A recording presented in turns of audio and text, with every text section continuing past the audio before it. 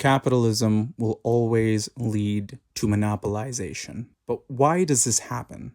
Let us travel back in time to when we first transitioned to capitalism from mercantilism. The wealth accumulated by merchants and commercial infrastructure, banks, joint stock companies, global trade routes, built during the mercantilist era, created the necessary foundation for the Industrial Revolution and the rise of capitalism. Wealthy individuals could begin to invest into whatever venture they chose and utilize their wealth and assets to acquire loans and allow them to begin their enterprise. Some lucky few were able to build themselves up on their own with some savvy investment.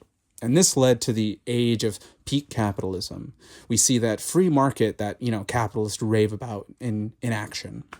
You could create a useful invention, service, or industry, and you'd be rewarded by the market for doing so. And people would see the value in your enterprise, and you make profit.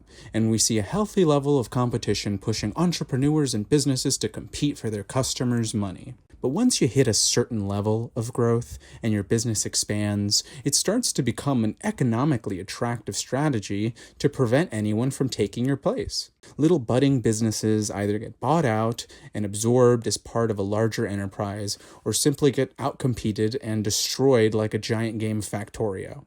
This is because large businesses can employ underhanded strategies that little businesses cannot. For example, Walmart is infamous for moving into new markets and undercutting local stores and chains by selling at a loss. And of course, this is pocket change for them. And once all of this little competition is cleared out of the way, they can jack up the prices because they're the only shop in town. Corporatism and monopolization aren't perversions of capitalism. They are its natural endpoint. We saw it in the era of oil barons with Carnegie and Rockefeller before they got busted up by Teddy Roosevelt, a move which only made them richer, by the way. And we see it today as the diversity of choice you see in stores all funnels back to the same 4 or 5 pockets. In fact, once this video is over, I implore you to go online and Google any of your favorite brands and just start looking at who owns that brand. And when you get to that company, who owns that company? And you'll start to see that the illusion of choice that we have around us isn't real. It all funnels back into the same hands.